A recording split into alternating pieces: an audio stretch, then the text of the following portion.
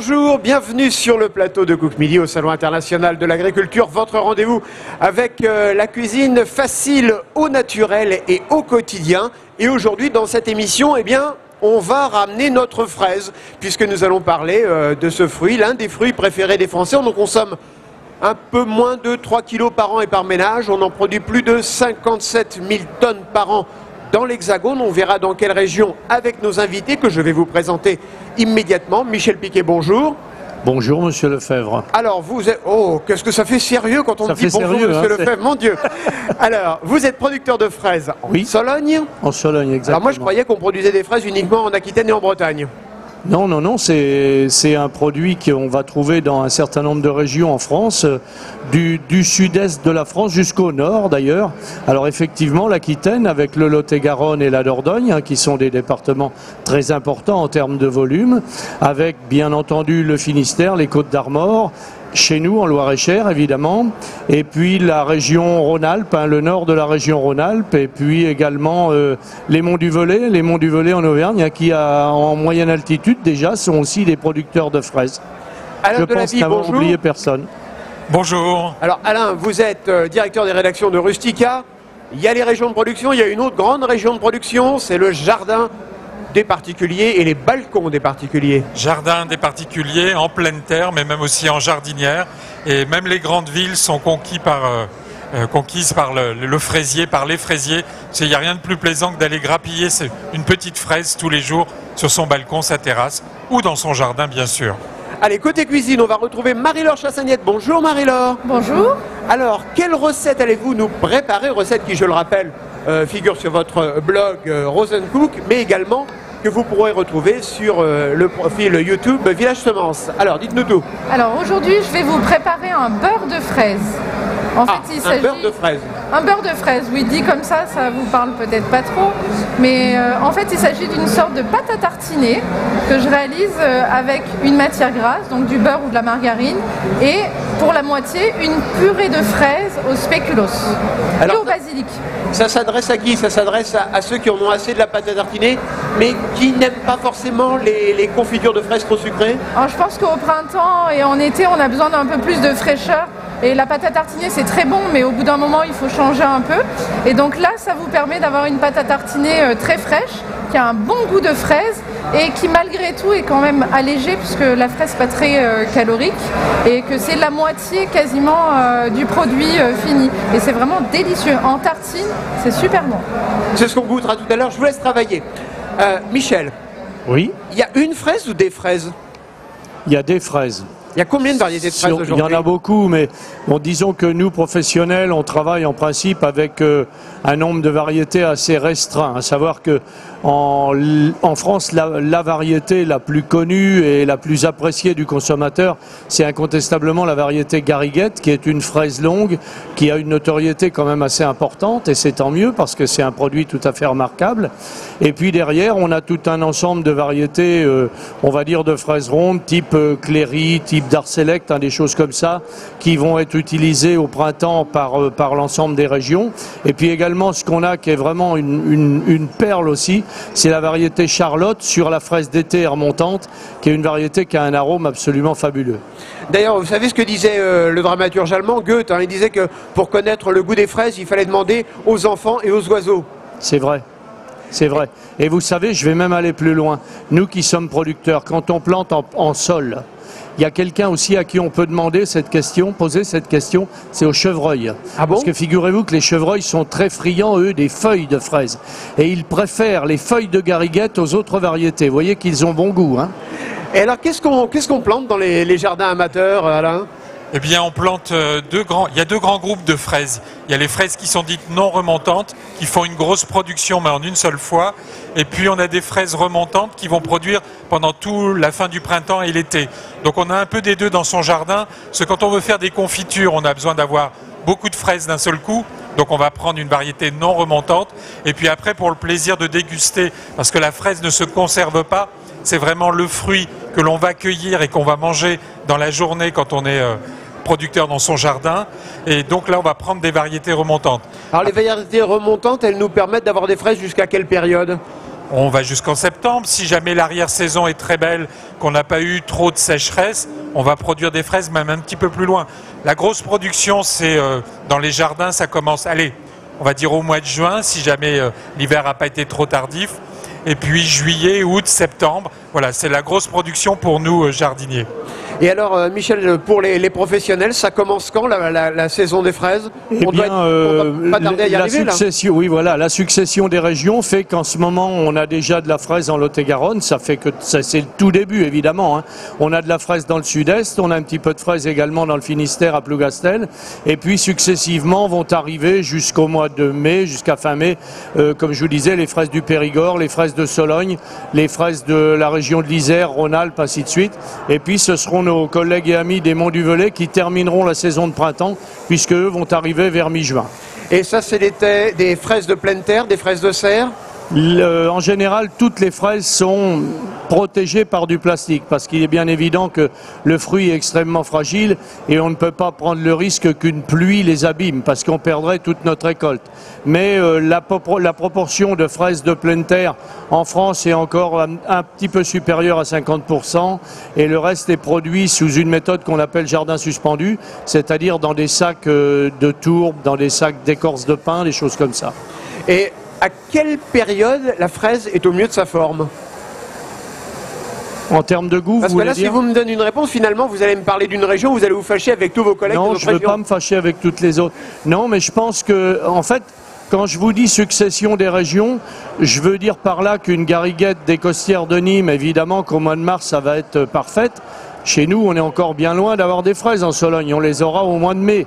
Et au mois de mai, Nîmes n'a plus de fraises. Donc, vous voyez, il y a cette succession qui fait qu'en définitive, à chaque fois qu'une région va arriver, elle va arriver avec une fraise qui va être excellente. Alors, on va retourner côté cuisine. Marie-Laure, ça y est, vous avez fait un sort aux fraises, là. Hein. Alors là, en fait, j'ai réalisé une purée avec mes fraises et du basilic. Parce que là, j'ai choisi de faire une association fraise, basilic, spéculoos. Mais vous pouvez très bien utiliser de la menthe, des zestes de citron. En fait, l'idée, c'est de faire une purée de fraises qu'on va mélanger à une matière grasse. Plus ou moins bien, d'ailleurs, ça se mélange pas très bien. Mais c'est pas grave, il ne faut pas être rebuté par l'aspect du beurre de fraise. Une fois qu'on l'a goûté, on est convaincu. Pas de sucre, hein, on le précise dans la recette. Alors ça va dépendre justement des fraises. Comme les fraises, des fois elles sont très sucrées, des fois elles sont pas très sucrées. Justement, il faut faire, ma grand-mère disait, il faut cuisiner les choses comme on les aime. Si on aime très sucré, eh ben c'est pas grave, on n'a qu'à mettre 2 cuillères à soupe de sucre. Ce sera toujours moins sucré qu'une pâte à tartiner au chocolat, hein, quoi qu'il arrive. Hein. Donc si vous aimez bien le sucre, mettez 2 cuillères à soupe de sucre, c'est pas très grave. Sinon, si les fraises sont vraiment très sucrées ou très parfumées, comme ça peut être le cas avec certaines variétés, dans ces cas-là, pas besoin de mettre de sucre. Alors, Alain, reparlons des jardiniers amateurs. J'ai l'impression quand même que la fraise, c'est l'incontournable. Quand on commence à avoir un jardin, ça doit faire partie des premières choses qu'on met dans son jardin. Certainement, parce que ça donne beaucoup, ça donne très vite. C'est-à-dire que même si jamais on plante par exemple en début d'automne quelques pieds de fraisier, à la fin du printemps suivant, on a déjà des fraises. Ce n'est pas le cas avec tous les arbres fruitiers qui sont beaucoup plus longs à arriver à maturité. Donc la fraise, c'est le petit fruit par excellence. Il ne faut pas avoir beaucoup de place et on peut, même sur un balcon, effectivement, dans une jardinière. Il y en a qui cultivent aussi dans des gouttières. C'est assez intéressant. Et donc, en fait, on arrive à avoir des fraises un peu partout.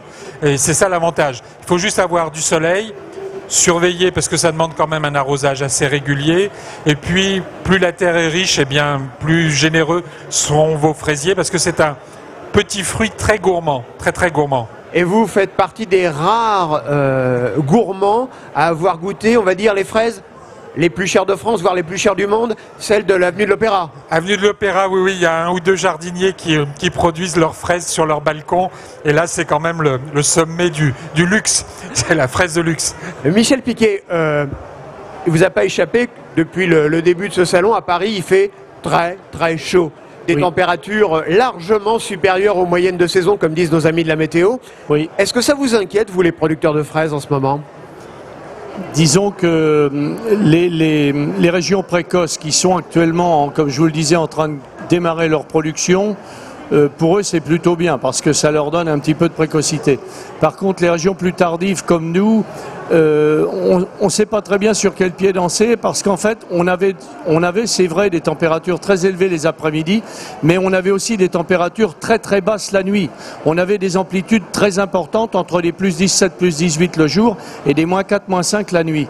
Ce qui fait que la plante ne sait plus très bien où elle en est et en termes de démarrage de l'enracinement, c'est pas idéal. Je demande à voir, je suis pas convaincu que ce soit parfait, mais il est un peu tôt pour le dire. Oui, est-ce que ça va pas bouleverser l'organisation du marché? Parce qu'on sait que, par exemple, en décembre, janvier, on commence à voir les fraises espagnoles qui prennent une partie du marché. Après arrivent les fraises françaises. Là, tout le monde va se télescoper à peu près au même moment. Non, ça craint pas. Non, d'autant que quand même la météo qui est annoncée pour les jours à venir revient sur des considérations beaucoup plus normales.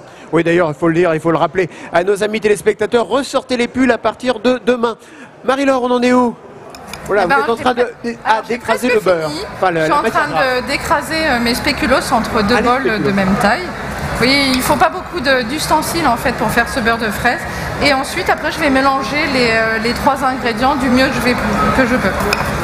On revient vers vous dans quelques minutes quand vous serez justement en train de mélanger. Je vais vous faire goûter dans quelques minutes. Dans quelques secondes pratiquement. Secondes. Voilà. C'est pratiquement une recette qu'on peut faire le matin au petit déjeuner avant de partir travailler. Absolument, ça se fait vraiment en 5 minutes. Là, je prends mon temps pour montrer, mais oui, ça peut se faire vraiment en 5 minutes. Et en plus, c'est une recette relativement light parce que la matière grasse que vous utilisez est une matière grasse allégée, c'est bon pour le régime. Alors là, en plus, j'ai utilisé de la margarine parce que la margarine, elle a un avantage, c'est qu'elle est très rapidement très molle. Et donc pour faire le beurre de fraise, c'est beaucoup plus pratique. Du coup, j'ai préféré utiliser de la margarine. Et ça, les enfants, vos enfants, ils aiment? Ils adorent. Ouais. Non, ils adorent et ça change un peu de ce qu'on peut proposer comme pâte à tartiner classique. Et en plus, ça leur fait manger des fraises.